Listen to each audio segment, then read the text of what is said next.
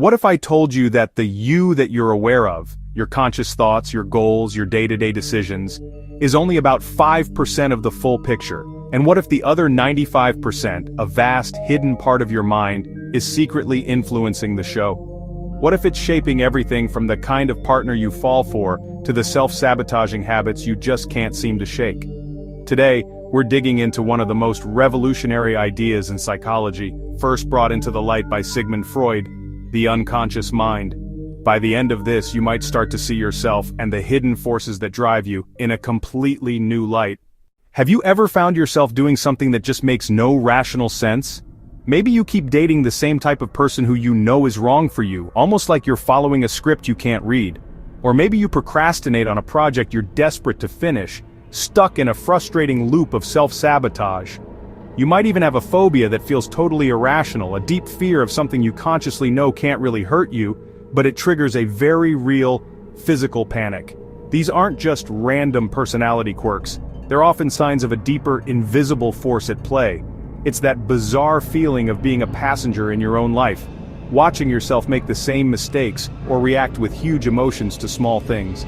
It's the reason you might say yes when you wanted to say no, or snap in anger when the emotion you're really feeling is fear or sadness.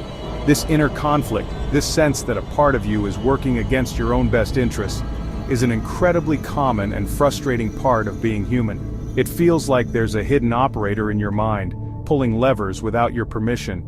You have the desire to change, but something unseen keeps pulling you back to the same old patterns. This mysterious force is what Sigmund Freud, the father of psychoanalysis, dedicated his life to understanding. He gave it a name, the unconscious mind, and according to his theory, it isn't just some small part of you, it's the vast, powerful majority. To help people grasp the scale of what he was proposing, Freud used a powerful analogy we still talk about today. The mind is like an iceberg. The small, visible tip sticking out of the water is your conscious mind. This is everything you're aware of right now. My voice, your thoughts about it, the feeling of the chair you're sitting in. It's the logical part of you that makes plans and analyzes things. This is the you that you know. Just below the surface is the pre-conscious mind. This holds all the thoughts and memories that aren't in your immediate focus but are easy to retrieve. For example, you probably weren't thinking about your childhood best friend, but now that I've mentioned it, you can likely bring their face to mind. That memory was in your pre-conscious, ready to be accessed. But the enormous hidden mass of the iceberg deep beneath the waves is the unconscious mind. Freud proposed that this is a primary driver of our behavior. He saw it as a massive reservoir of feelings, urges, and memories that are outside of our awareness, often because they're too painful, shameful, or overwhelming for our conscious mind to handle. Think of repressed traumas, secret desires, and deep-seated instincts. According to Freud's theory, this isn't just a dusty storage room. It's an active, dynamic part of us, constantly trying to make its way to the surface. And even though it's hidden, it influences almost everything we do, shaping our judgments, feelings, and choices from the shadows. The entire goal of his therapy, psychoanalysis, was to start exploring this hidden world. So, how does this hidden world actually work? To explain the constant push and pull inside our minds, Freud later developed a model with three key parts: the id, the ego, and the superego. These aren't physical spots in your brain, but metaphors for three competing voices in your head. First, you have the id. This is the most primal part of your mind. It's completely unconscious and runs on the pleasure principle. It wants what it wants, and it wants it now. The id is the source of our raw, basic urges: hunger, aggression, desire. Think of the id as a screaming toddler inside your head, demanding instant gratification with zero regard for reality, rules, or consequences. When you're on a diet and have an overwhelming urge to eat an entire chocolate cake, that's your id. It doesn't care about your goals, it just wants pleasure. Next, there's the superego. This is your moral compass. It's the part of your mind that has absorbed all the rules and standards from society, your parents, and your culture. The superego is a perfectionist, and it's the source of your guilt and shame. In the cake scenario, your superego is the voice chiding, "You can't eat that, it's wrong, you made a promise to yourself, you should be ashamed for even wanting it." This sets up a constant war. The id screams for pleasure while the superego demands perfection. And that's where the third part comes in, the ego. The ego is essentially you, your conscious self that has to deal with the real world. The ego runs on the reality principle. Its job is to be the mediator, the referee between the ID's impulsive demands and the superego's rigid morality. The ego tries to find a realistic and socially acceptable way to satisfy the id without setting off the superego's alarm bells.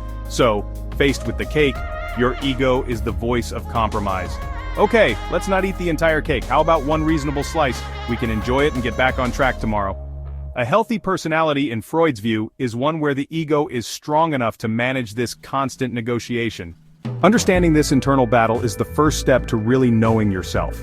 If this is sparking your curiosity and you want to learn more about the psychological forces that shape our lives, make sure you're subscribed and have the notification bell clicked so you don't miss what's next. So, how does this theoretical model connect back to you procrastinating or choosing the wrong partner? The link is that the unconscious doesn't just stay down there, it's always leaking out and influencing your life in disguised ways. One of the most famous examples is what we call a Freudian slip. That's when you accidentally say one thing when you meant to say another. For example, if you're talking to your boss and accidentally say, "I can't wait for this dreadful project to be over," instead of deadline. Freud would argue that wasn't just a random mistake, it was your unconscious telling the truth.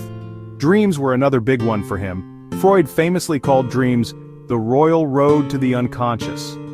He believed that when we sleep, our ego's defenses are down, which allows repressed thoughts and desires to surface in symbolic form.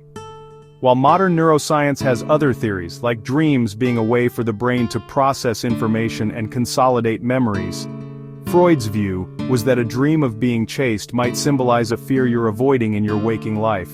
Beyond slips and dreams, unconscious patterns can shape our biggest life choices. The reason you might keep choosing emotionally unavailable partners could be tied to an unconscious script about relationships you learned in childhood. An irrational phobia might be a displaced fear from an event you don't consciously remember. And that self-sabotage? It could be driven by a hidden unconscious belief that you don't actually deserve success. The unconscious uses these defenses to protect you from anxiety, but in doing so, it can often create the very problems you're trying to solve. This can all sound pretty intimidating, as if we're just puppets being controlled by invisible strings. But Freud's message wasn't about being helpless. His entire therapeutic approach was built on the idea that we can gain influence over these hidden forces by understanding them. The goal isn't to get rid of the unconscious, that's impossible. The goal is to make it conscious. Awareness is the first and most powerful step. By simply accepting that there are hidden parts of your mind at play, you can start looking at your own behavior with more curiosity and less judgment. When you find yourself falling into a familiar destructive pattern, you can hit pause and ask, what hidden fear or belief might be driving this? What part of my inner iceberg is steering the ship right now? This process of self-reflection, whether it's through journaling, talking with a friend, or working with a therapist, is how you start to shine a light into your own depths.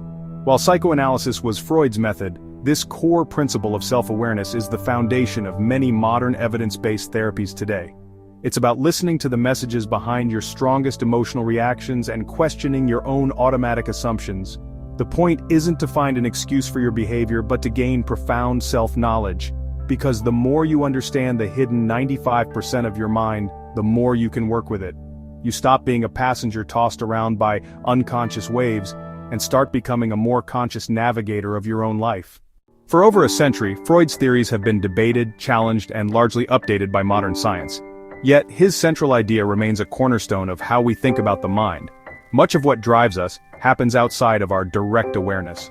We are all profoundly influenced by a hidden architecture of instincts, memories, and learned rules. But what's hidden doesn't have to remain a mystery. By daring to look beneath the surface, by exploring the vast submerged parts of our own minds, we can begin to understand our deepest motivations, heal old wounds, and break free from patterns that no longer serve us. The greatest journey of discovery isn't always about seeing new places, but about seeing yourself with new eyes. Thank you for watching. If this video got you thinking, please like and share it, and I'll see you in the next one.